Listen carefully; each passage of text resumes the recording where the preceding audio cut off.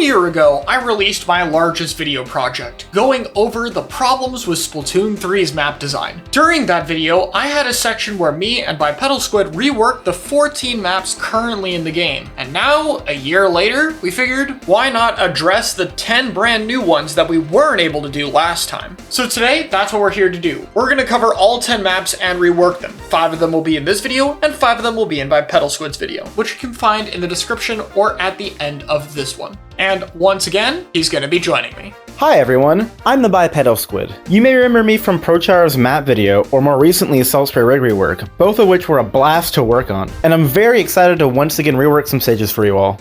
Manta Maria was a map that people liked initially, but it became clear that it had some Splatoon 2 map design problems. There were linear and very limited routes on the sides, with the block being removed, making flanking pretty limited, and forced mid-fights that you pretty much had to go through. The right side of this map really just sucks. It's a one-way drop, so it's really difficult to go back into, and it doesn't really give you advantageous terrain, and lockouts when the enemy team manages to take control of the bunker or spawn lock you on Rainmaker and Tower control are really awkward to get out of. The left side of the map also just doesn't really have any actual route, so we're gonna tweak it.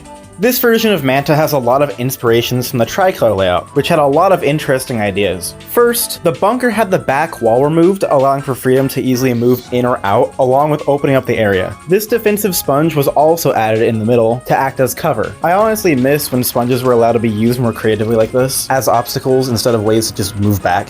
Next, the block to the opponent's snipe will return in all modes, and the entire side of mid was extended to be much wider with this new block as cover, which allows the jump to and from the right side to be possible. With these simple expansions, both sides feel much better to approach and defend from, and it's possible to completely circumnavigate mid. This grate to allow jumps to snipe from the bunker was also added. Another thing plagiarized straight from the tricolor layout. There's now a permanent defensive sponge placed here, which fixes the issue of defenders not being able to get over this wall once attackers make it to this point, which I always thought made the map feel terrible, especially in Clan Blitz because of how much you had to back up in order to contest flankers. Next up, we need to fix the snowballing issue of spawn. There's now a sponge to easily back up, and the tricolor rail was added in addition to the paintable boat. And for my idea, there is now a second boat added, which adds a very slow and predictable route, but one at a very nice brand new angle to the left side, allowing both attackers and defenders to be able to go across in a unique angle. I think this is an amazing new route that'll allow you to completely go around mid, and also just adds to the unique vibe of the stage. The only Anarchy objective that's changed was Rainmaker, which now has a third checkpoint here acting as a breakaway, and this ink rail will also stay in every mode.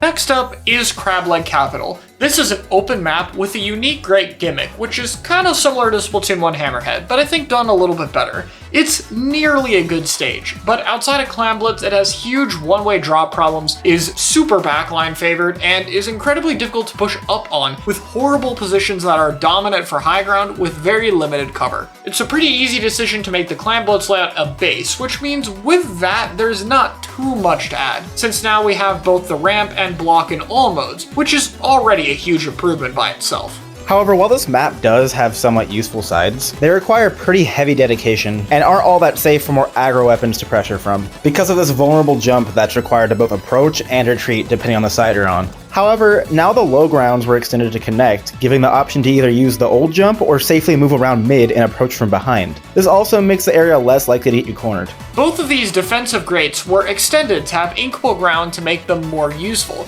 There's also more cover in mid with the addition of these small blocks. And there's a new low ground tunnel on the left side drops here for more aggressive weapons. The rails will also now be present in all modes, while this one goes way further toward the high ground to be used much more aggressively. Once again, only one objective really needs a change, and that's the tower path. The path as it is practically commits every possible sin you can have in tower control, such as moving significantly backwards, having easy to hold checkpoints, and once it makes it here, it feels near impossible to stop the game from snowballing, because how do you defend this? The tower will now be in its short variant, allowing it to pass under the grates, which will no longer be absent from the mode. And the path has been made completely different, taking a broader tour around the stage that avoids it going completely backwards and away from the defender's spawn. The first checkpoint is now here to the left, before the tower moves all the way to the right under the grates, which also are no longer made of glass in this mode.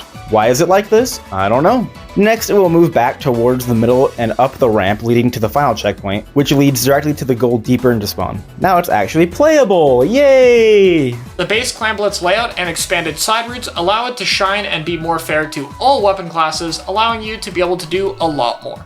Bluefin is mostly accurate from Splatoon 1 in terms of its main features, and the newly added elevators are cool, but they're kinda slow and predictable, which makes approaching harder, especially since the sidewalls are now only inkable from one predictable side instead of all of them like in the first game. Let's make some changes to fix that and bring it closer to its Splatoon 1 variant. The brick walls in mid were stretched back to their Splatoon 1 proportions to act as better cover, and a second curved ramp thing was mirrored to the other side replacing this block. Plus, these act as better cover as well. Now every wall in mid will be present in all modes, and they will once again be paintable from all sides, making them safer to climb and not as easily camped by anchor weapons. The elevators will now also move at double the speed they currently do, and the wall behind them will be inkable. So if you want, you could completely bypass the elevator by jumping over it and climbing up at your own leisure. I think this is a good way to keep the gimmick, but allow you to have a few more options and make the approach a bit easier. Now, when it comes to the zone, I think the moving zone is one of the coolest things they've added to the map in this game, and is pretty unique. However, it is really annoying when the zone is all the way across on one side, since it makes moving between the two sides a little bit harder. So now the bridge that is there in all the other modes will still be present in zones, and it'll just be under the zone so you can cross it, even when it's moved. Another change is the walls will rise up much earlier when the zone is moving back and forth, instead of waiting for the zone to completely reach the other side. That way there'll be a bit more cover a bit sooner when trying to move across it. From my casual perspective, my biggest gripe with Bluefin is how the spawn area, unlike mid, was completely remodeled with absolutely no resemblance in the slightest to the original. Yeah, it of course plays better than this cramped mess, but there's no denying the original had a super charming identity that was completely lost here. So I tried my best to adapt the coolest and most iconic parts of Splatoon 1 spawn into the S3 version, in order to keep its spirit alive. While this awkward wall jump wall was kinda cool for some weapon classes, we opted to remove and replace it with the old Splatoon 1 ramp, because it allows for a bit more freedom of movement and a bit more speed. The block for that wall jump will be turned back into a unique box structure similar to original Bluefin, which in some modes will allow a jump.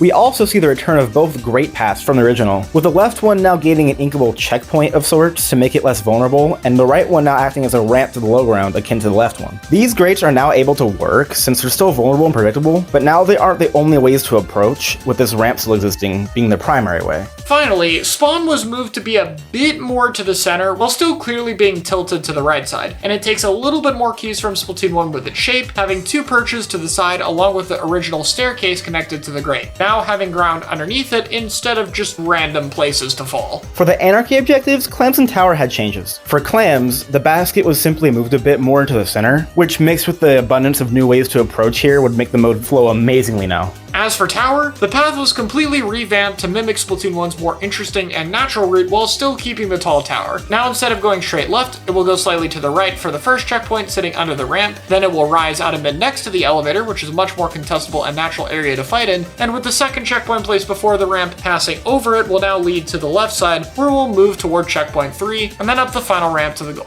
Next up is Robo ROM-en, which is easily the best map in the game that doesn't really need much changes. The main thing is just combining attributes from a few other modes together, along with some small tweaks. The uninkable block to approach on the right side of spawn, the ink rail on the low ground, and the grates from Rainmaker and Clamblitz are all added to this layout, while keeping the top right spawn extension from zones. And lastly, just to improve the areas a bit and make them less stally, both main chokes were made a bit wider and less cramped, with the bumpers moved a bit to accommodate the extension and allow movement around them from either side. And the only objective change was Tower, which will be a little bit more dynamic. Of course, the layout will no longer completely change with the graded bridge, so the first check will now be much earlier before the high ground. After that, it'll swiftly move through here and then drop to the right, leading to the second checkpoint. After that, instead of the goal being basically here, it will now lead past and toward the third check, finally rising back out of the low ground toward the goal. That's pretty much it. This map doesn't need much work, and things like the block just adding a few more routes and allowing one more way into the enemy base, along with the rail and grates being added, just make it a lot more interesting.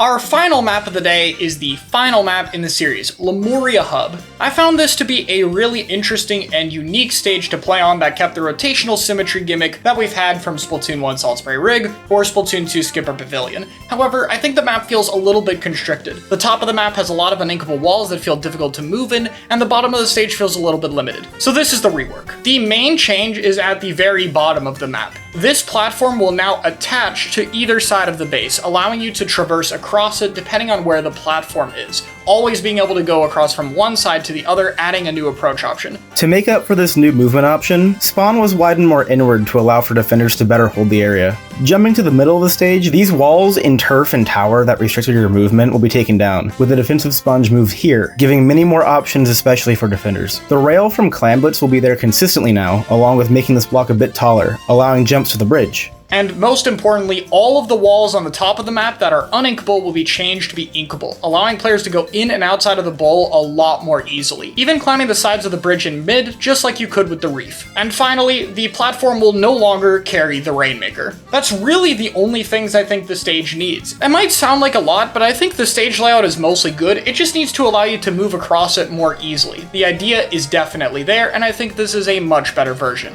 That's it for this part of the video. We didn't have to do as much, which is good. It's nice to see the map design getting a little bit better. But what about the other 5 maps? I think you guys are really gonna enjoy them. Please check it out on Bipedal Squid's video. I'll just give you this preview of my personal favorite one, the Barnacle remake, which has airport walkways to mimic Piranha Pit's walkway gimmick. It's a really cool change. Go check it out in the description, and thank you so much to Bipedal Squid for joining me on this video. Hey, once again, thanks so much for having me on. It's such a pleasure to work with you, and I had a great time coming up with these layouts. Thanks for watching, and check out the second half of my channel.